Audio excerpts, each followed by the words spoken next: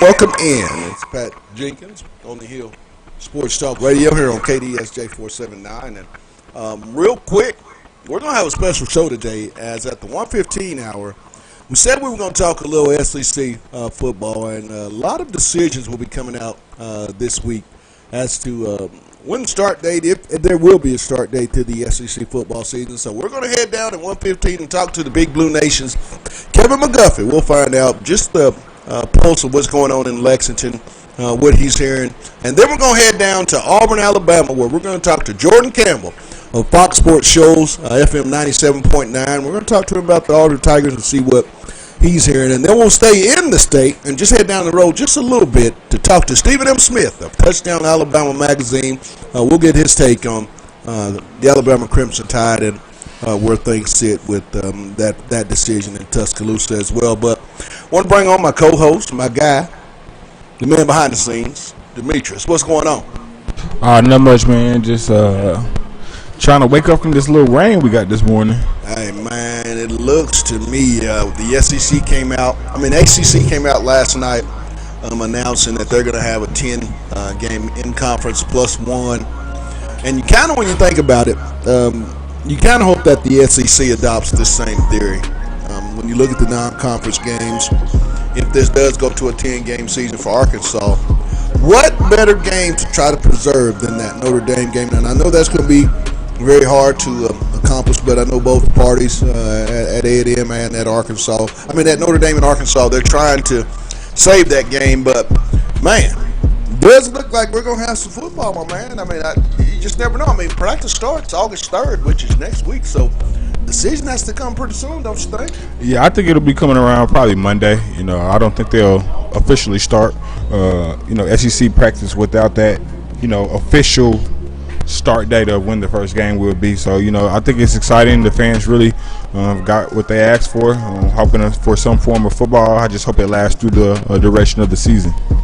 And I know a lot of fans, are not too thrilled about the fact that won't be the big massive crowds in this 20 football season. But at the same time, too, people are not. Teams and fan bases are not going to stop buying merchandise. They're going to buy those jerseys. They're going to buy those hats. There's going to be a lot of your respective program and the team that you support the most. You're going to go out and get that merchandise. So, all will not be lost, Demetrius. And I think that goes. Some people, you don't look at that side of it. Merchandise will still continue to be sold if you're an SEC fan of a particular school. Yeah, I really think revenue is the last thing that I think the SEC as a whole has to worry about. I think, you've even spoken on it. I think whatever they lose in media funds, they're going to get back on that back end of the TV deal with all the commercials and the revenue that can be made from that. So, really, I just think I'm just praying for the safety of the kids, that we can go through the entirety of a football season without any major COVID or outbreaks. It was reported through sources that Arkansas's entire football team and a lot of the athletic staff, I think upwards of 200 people were tested with no positive COVID tests to report, which is a good thing, which shows at the university, they've tested quite a few co-workers, athletes, and had a very, very good response with a lot of positive testing And you just have to take your hat off to Hunter Yurchek and that that academic and athletic staff for the job that they have been able to do with protecting a lot of these student athletes. Yeah, I think they did a great job just making sure to keep these kids safe. I think that was the most important thing, even bigger than the sports, is making sure that you don't have any lawsuits or anything coming behind kids coming back to campus and deciding to participate in these voluntary and involuntary workouts. So again, I kudos to the University of Arkansas as a whole for not overreacting, being patient, and just doing what it takes to be successful. I'm just really excited. I mean, I'm so excited about this 10-game conference schedule, and the two that I would like to see added would be South Carolina and Georgia. My personal preference is I think they bring a lot more competitiveness. Now, Kentucky, in my opinion, will be a very darn good team this year in the SEC if we do have this football season. I mean, they can find a quarterback. Listen, people, the Wildcats in Lexington are going to be somebody you got to deal with, but at the same time, I really think, and I've talked about it, Demetrius, and you've heard me talk about it ad nauseum sometimes, the parity issue. I think this will be a season that you'll have to earn your way to the playoffs. And then, like you said a couple days ago on one of our shows, it's going to be about coaching, developing, and teaching. And all those factors are going to play in to which teams have success in this very uncommon era of collegiate football that we're about to go into here in a week or so. But I do think we're going to have an announcement that the SEC will go with 10 conference games plus one. That's what I would like to see, but I feel real good about the 10 game in conference season. But we're going to step away, get a real quick break, and then we're going to head to Lexington, Kentucky, and find out what the Big Blue Nation's Kevin McGuffey has to say on the Kentucky front. It's on the Hill, and it's Thursday edition on KDSJ 479. Back in a sec. Thanks, Bob. Okay, thanks, Hunter. Nate? There we go. Hunter, just as far as the sports you were talking about giving up, or just about the changes you are foreseeing in the future, if football isn't played, just anything in particular you're looking at this point? Yeah. Well, Nate, we have certain fixed expenses. One of those is a scholarship we provide for student athletes. It's approximately $11 million. We will continue to provide those. We have some debt service on the incredible facilities that we have built. It's approximately $16 million. We may be able to refinance some of that debt to lower those payments and make some interest-only payments. Fixed expense we have is salaries. About $41 million of our budget is made up of coaches, administrators, and support staff salaries. I think there'll be a time when we're going to have, if we don't have football, that we'll have to start looking at cutting into that pie. That's all I got for now. Thanks, Nate. Trey Beatty. Hey, Hunter. This may be a little. What would it take for all of this to stop, for the progress moving forward, for everything to get canceled, I guess? Trey, I think we live in the hypothetical right now, so you ask a hypothetical question. I feel like have been trying to answer hypothetical questions, and I don't have a great answer for that, Trey. I mean, obviously, we have some states within our conference that are struggling, as Texas and Florida, and so we need some things to get better in those states in particular to help with that. But I mean, we need this to start trending in the other direction. I think if we see this, that it does not trend in the other direction, and we see a continued increase in cases across our country and across this region, and the death rate increases, I think that'll give us a pretty good indication that we're going to have to put a stop on to this. I know the last update that we got was there had been no discussion about possibly. Man, I like chicken and waffles. What's a good place I can get some chicken and waffles? I know. KDK's Chicken at 989 South Razorback Road. Get on down there and see Keith and Kathy. Get a plate of that love. And like they say on their building, it's not your mama's. The best chicken and waffles in the South. They even got chicken wings And they got these things called loaded fries. I think you might want to get on down there. Meet me down there or see me down there. KDK's Chicken at 989 Razorback Road. Welcome back. It's our Thursday edition of On the Hill with Pat Jenkins Sports Talk Radio. And, Arkansas is no different from any other program in the SEC. All fans, media members, all involved are waiting on the decision of the SEC as to when football season, if it's going to start. So we thought we'd go down and get another SEC school's opinion with my good buddy of the Big Blue Nation, Kevin McGuffey. Kev, welcome to OTH.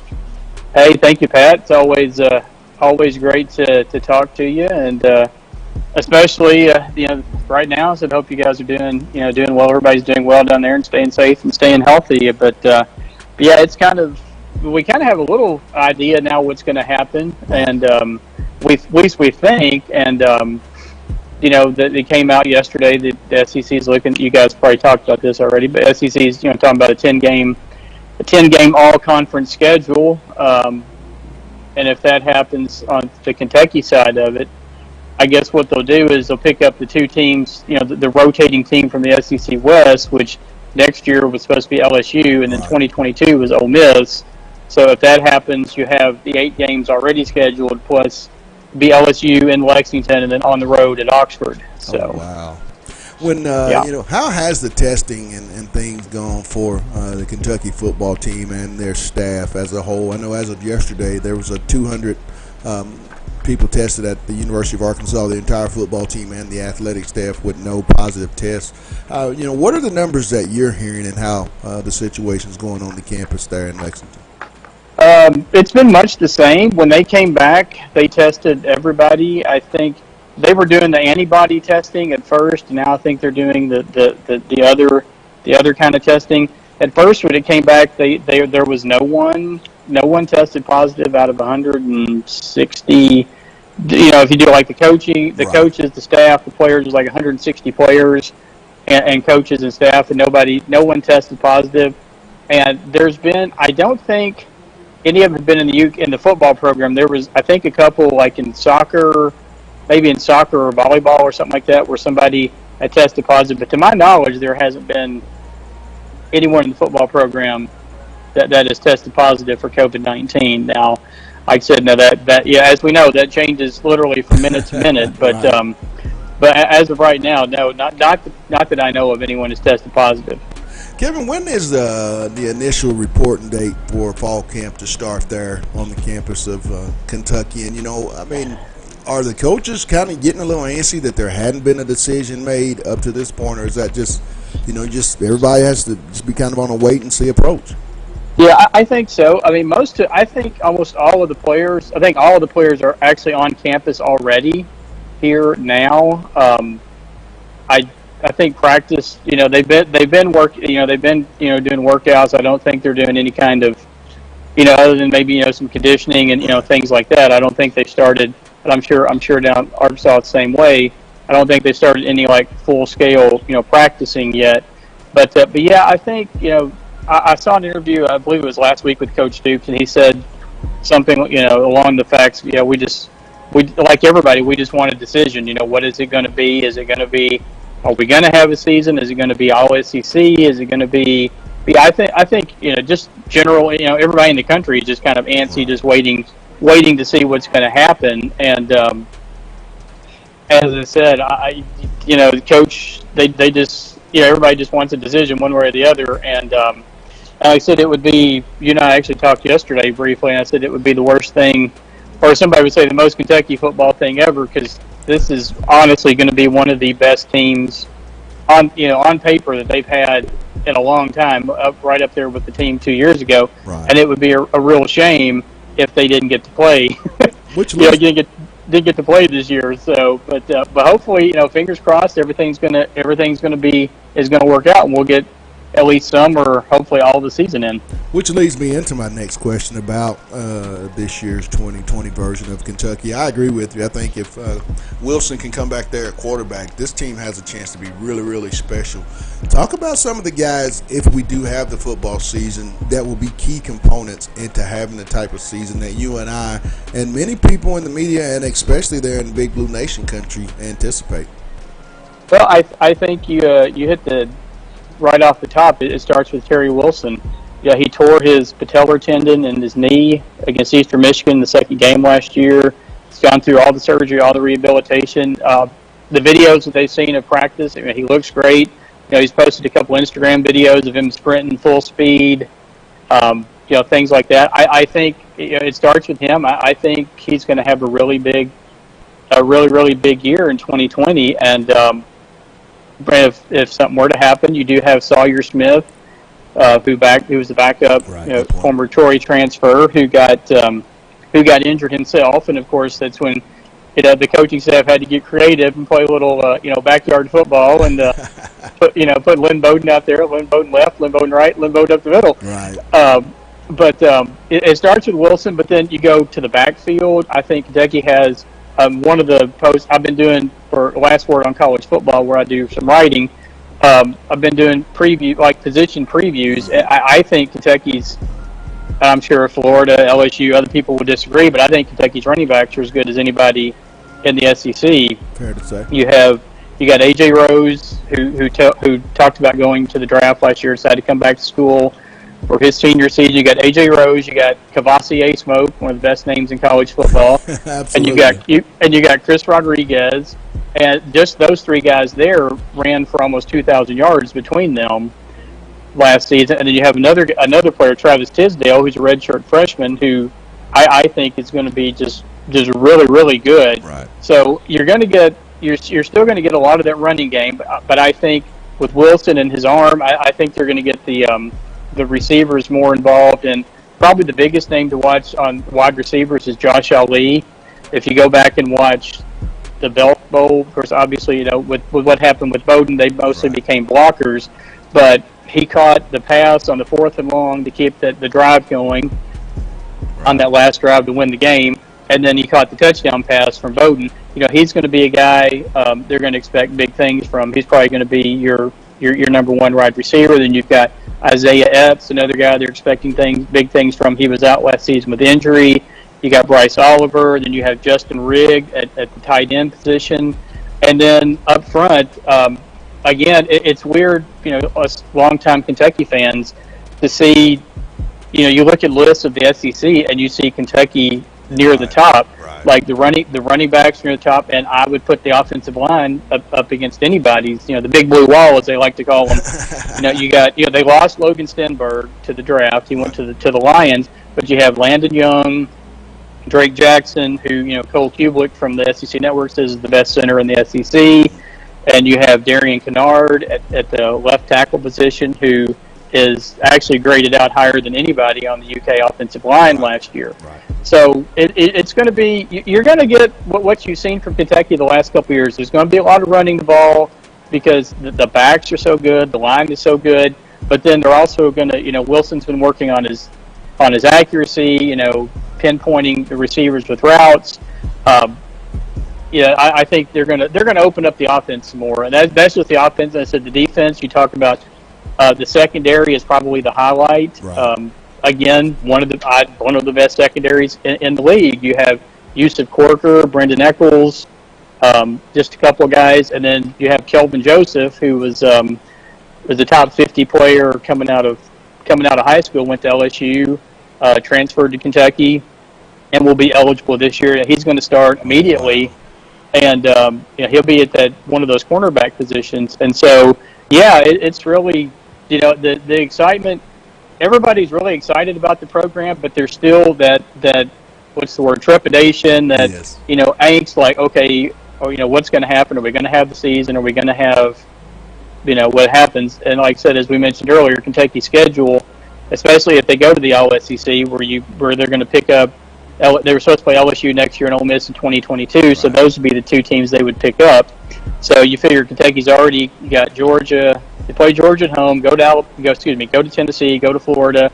They play at Auburn, and then you throw LSU in there, and then Mississippi State, and so it's definitely not going to be an easy. It's not an easy schedule if this is how it's working out. But also, real quick, for fans up here, they're hoping that maybe they'll go to the ACC model with the 10 games plus one, Right.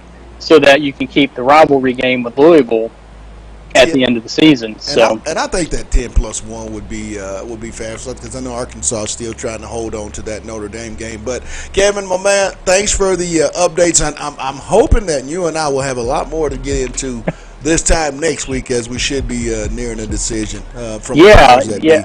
Yeah, I hope so, Pat, and thank you very much for having me on again. Like I said, it's always great to talk to you, and like I said, I hope everybody's doing well down there, staying safe, and like I said, let's hope we have keep our fingers crossed for some football this year. Same to you, bud. You have a blessed one. We look forward to talking to you real soon. All right, thank you very much. That was Kevin McGuffey of the Big Blue Nation, just getting the 411 for the camp. What's coming out of the Kentucky camp? And Demetrius, it looks like both Arkansas and Kentucky, as far as being very compliant, the athletes are doing quite well medically. Absolutely, I think those are two teams that are definitely trending, and I guess you could say are going to be dark horses in their respective conferences of the SEC. So I think both teams, when you look at their offseason, had a lot to look forward to going into this season. And I think that was what motivated these players to do whatever was necessary to get cleared. They pick up LSU and Ole Miss. Whoa! Yeah, that's gonna be a tough schedule. That Ole Miss game won't be as a head scratcher, but that LSU game, they're definitely going to have to who was come play. Arkansas's? I think that out at the eastern side was this year Tennessee and Missouri. Yes, so who would be the two rotators is what we'll have to check on to see who Arkansas will pick up next year, and then. Well, I think it would have been Tennessee and. No Tennessee's on this year. Hold on. So who's I have it for the next. I have it. Who's our rotators is what we're gonna find out for you. Man, we gonna come up with it. That's just how we do things. I mean, but we're gonna step away, get us a real quick break, and then we're gonna make our way all the way down to the Plains, where we're gonna get the Auburn update from Jordan Campbell of Fox Sports Shows FM 97.9. He's up next. This on the Hill with Pat Jenkins on KDSJ 479. Just how the chemistry that already exists between him and Eric and the rest of the staff. And I had one follow up with if A&M wants to move that game to College Station, I mean, it obviously takes two to tango. Do you have to agree to that? Greg Sankey have the final word on that, or what happens if A&M says we want it in College Station? You say no. The contract says we play in Arlington. How does that get worked out? I think very similar to the games in Little Rock. I think that the commissioner of the Southeastern Conference is the final arbitrator on that. Okay, thanks, Kyle. Nikki? Hi, Hunter. Financially, would it be more prudent to just not have a season at all, or to start it and then have to stop the season? Like, is there? I know you'd rather play if you can play. But I mean, financially, obviously, whatever number of games that we can start and play helps us in a number of areas. The ticket sales piece, the donations piece, scene, the television revenue with the SEC network, CBS, as well as ESPN. So even if it's an abbreviated schedule of 8 games, that's much better for us financially than playing 0 Got games. it. And then have you and the other athletic directors kind of talked about what kind of impact all this is going to have on, just teams having a level playing field on game day?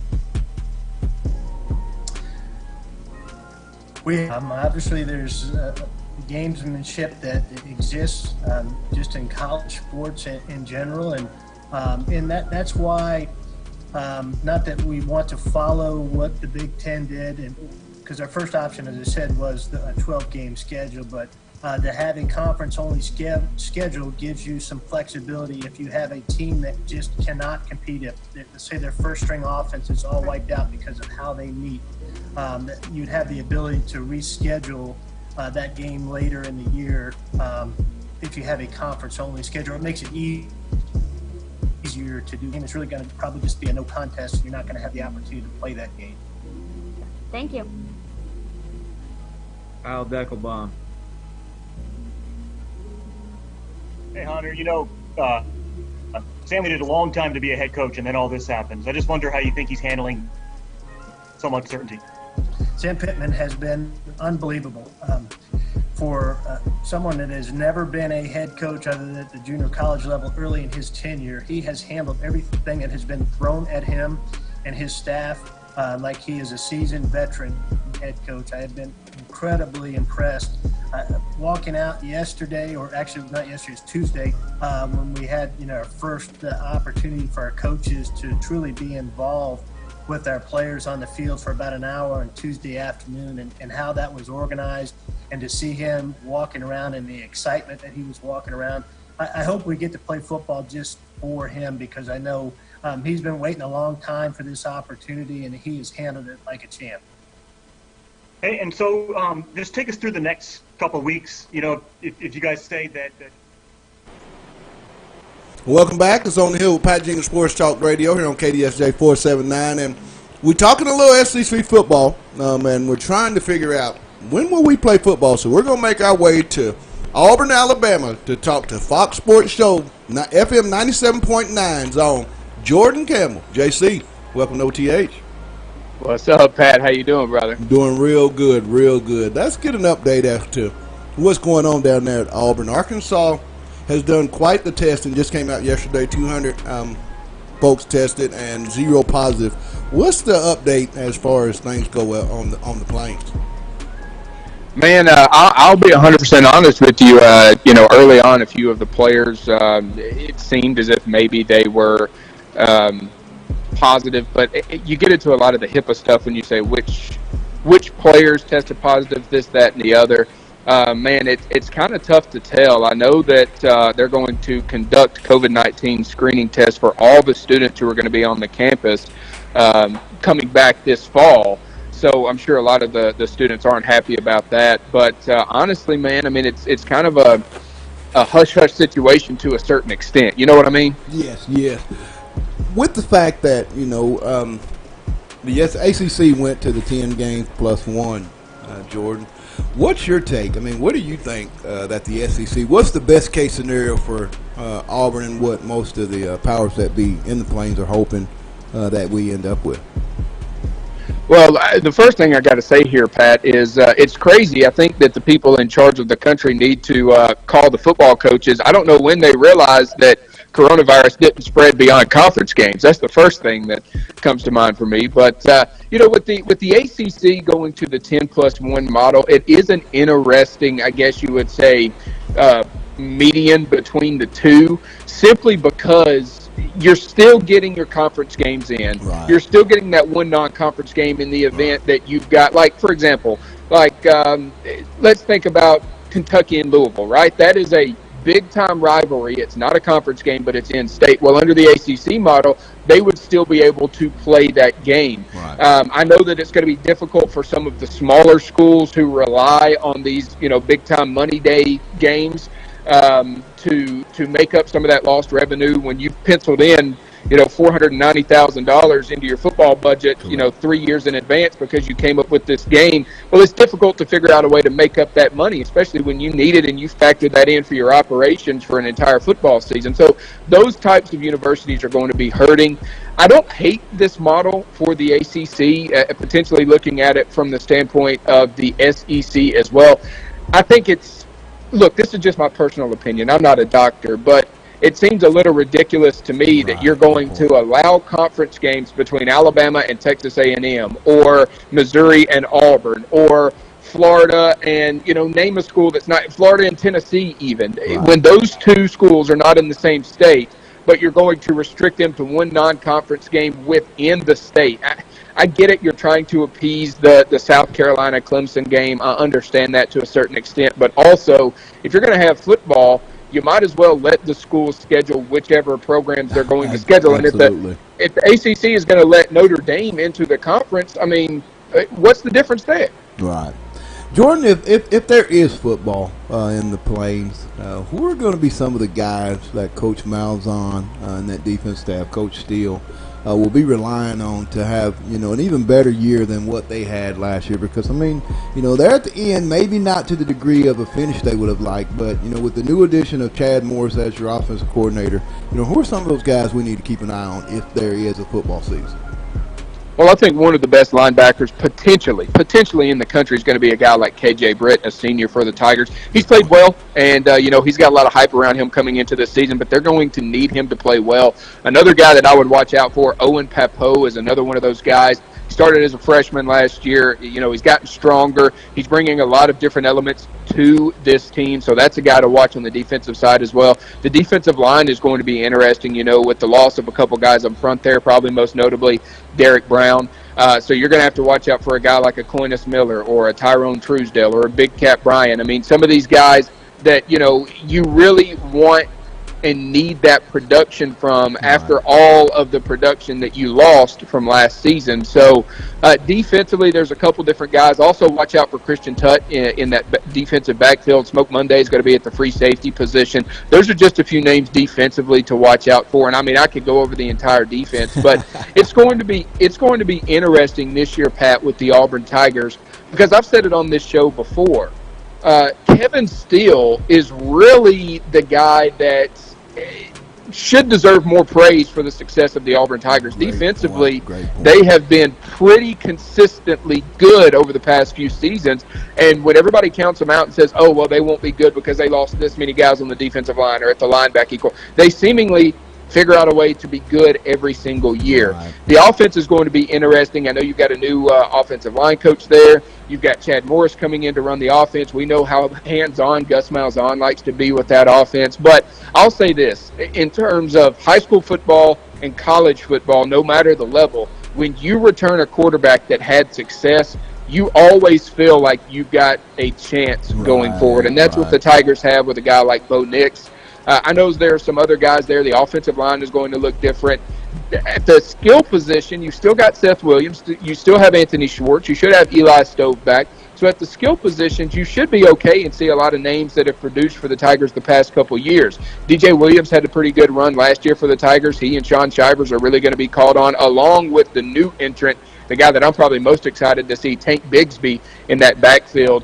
Offensively, that seems to be a lot of the times, Pat, where the question marks are for the Tigers. Right. Can they get it all figured out with the coronavirus, with being in, a different position than they're used to being? And I know Bo Nix is good, but those reps for a guy that is still so early in his college career are invaluable even at this point. It's not like he's going into a senior season and, summer camp is just, or fall camp, summer workouts are just something you do to get to the football season. No, those are, pretty invaluable, and I don't know how much he's been affected by that. But, the Auburn Tigers, I'm not going to sit here and say, Pat, that this is a 10-win, 11-win football team in a normal season. I think that's too much pressure to put on Auburn.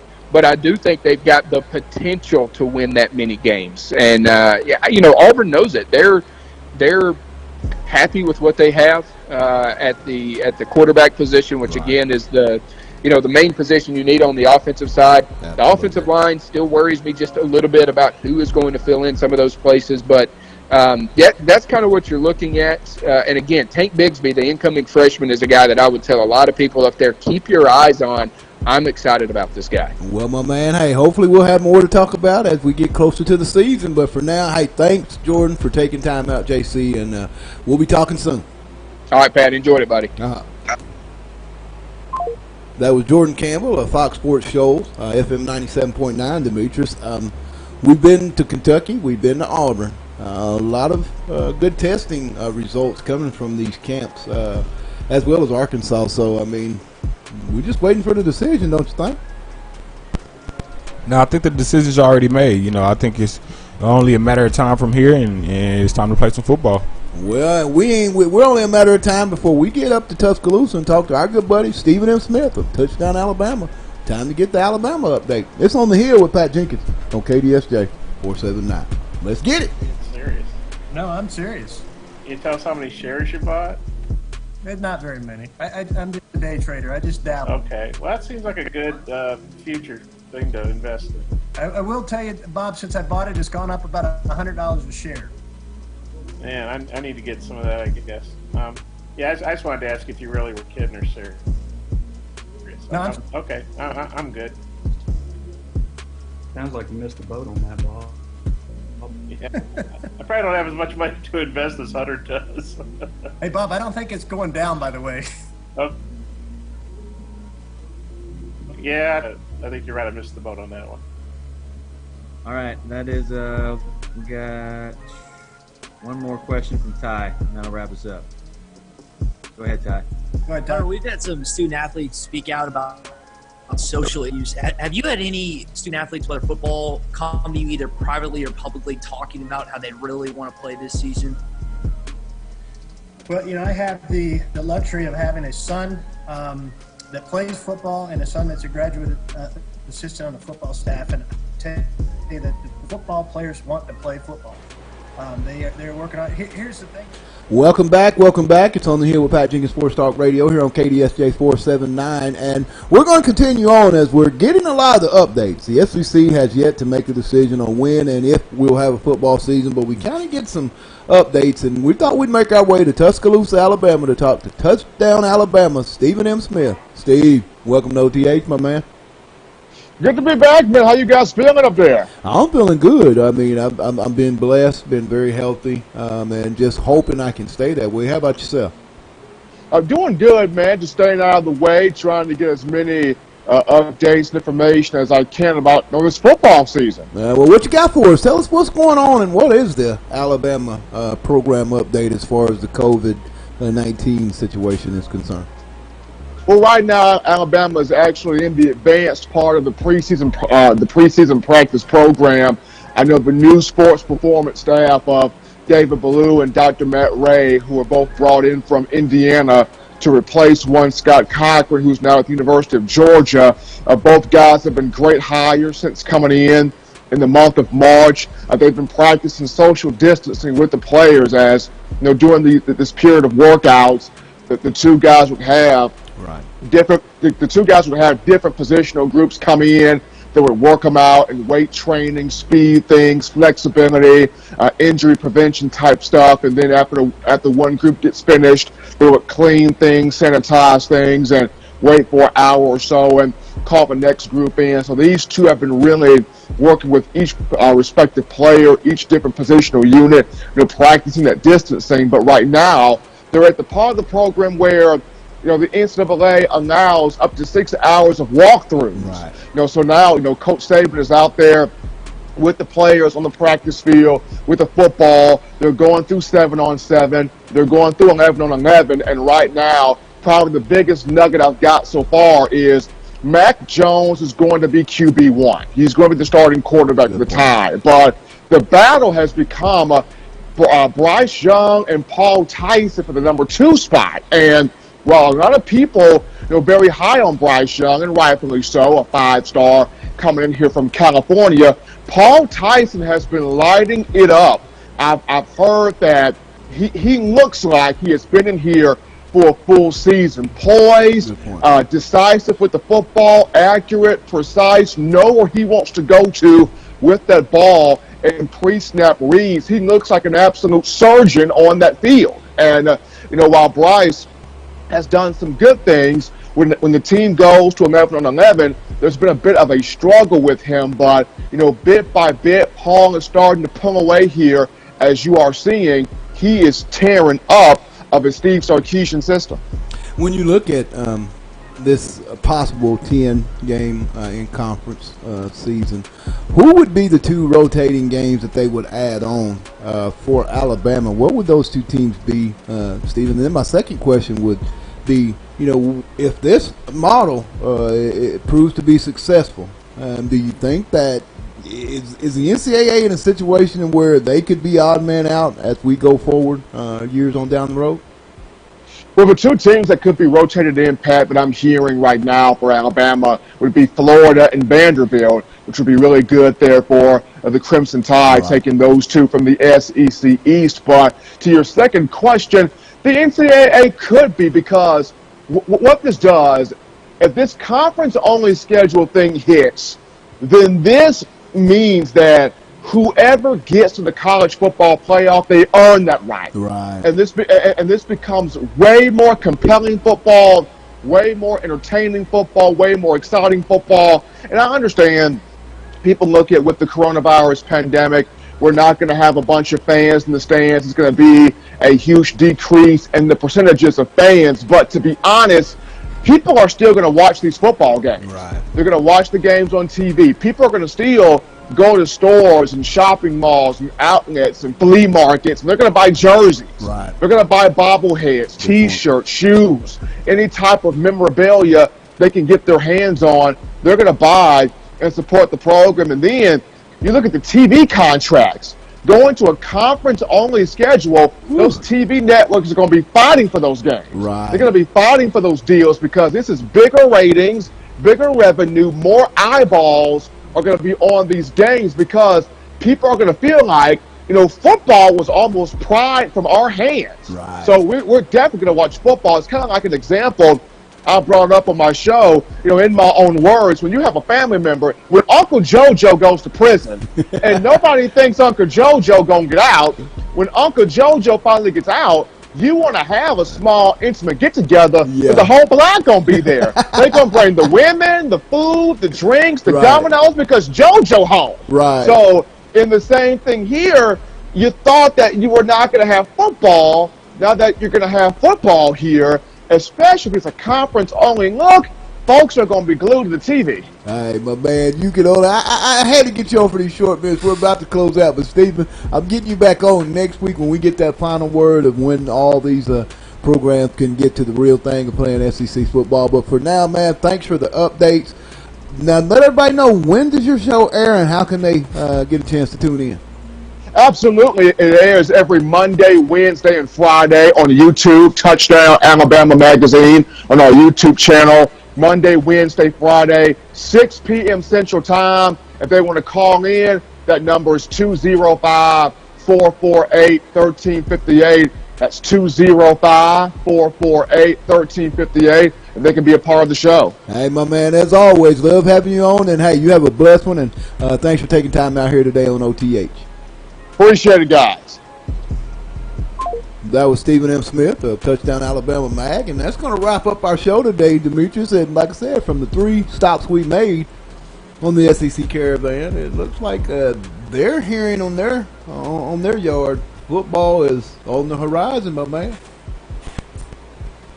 If any university knows in the SEC being right there. In Tuscaloosa and Birmingham being right down the street with the home of the SEC office. If they know something, it's Alabama. Games. Yes, sir. 10, not 8, but 10. You see them? A possible 10 every Saturday. 10 weeks of no off weekends. They have 2. I heard that they would have 2 off weekends mixed in there, but when it's a Saturday at the SEC if this thing goes through. Yeah. I still hope they get the +1 because if you could add 10 plus Notre Dame, I mean that's a Razorback fan's dream. I would assume if you're a fan, being in the media, it's a fan of mine because I've never been to Notre Dame and had a chance to cover. But man, 10 SEC games. What a grind this season is going to be. You're right, Demetrius. You said it's going to come down to coaching. This is going to come down to coaching. Oh, absolutely. And not only coaching, staying healthy. The team that can stay healthy through this gauntlet is the one that's going to be the champion. Conditioning coaches are going to get their paychecks. Oh, yeah, they getting their money's worth this year. Absolutely. And then the medical team, man, all hats off to every medical team throughout the SEC and the country as far as collegiate or professional athletics. I mean, they can't do it without you guys, so hats off, blessings, and continue to do the Lord's work. But other than that, we're going to wrap it up today, and we're going to give a thank you to all of our guests. Kevin McGuffey of the Big Blue Nation for giving the Kentucky update. Jordan Campbell of Fox Sports Shows, FM 97.9. And lastly, our good buddy of TDA, Touchdown Alabama's Stephen M. Smith. He gave us the Alabama update. We'll be back with much, much more. We want to give a shout-out to our sponsors, as this would not be possible. That being said, Lindsay & Associates, with an office location in Fayetteville, an office location also, too, in Rogers. Locomotion, located just below the Northwest Arkansas Mall in Fayetteville. Corey Beck's Custom Painting, and lastly, KDK's Chicken. They're down at 989 South Razorback Road. Go see Keith and Kathy. Get a plate of that love. They say it's not your mama's. We say it's the best chicken and waffles in the South. Meet us there or beat us there. That's KDK's Chicken at 989 South Razorback Road. For my producer, Demetrius, and myself, thanks for listening. We'll be back tomorrow. It's been On the Hill with Pat Jenkins of KDSJ 479. You guys have a blessed one, and y'all know the final words. Let's get it. Baby God.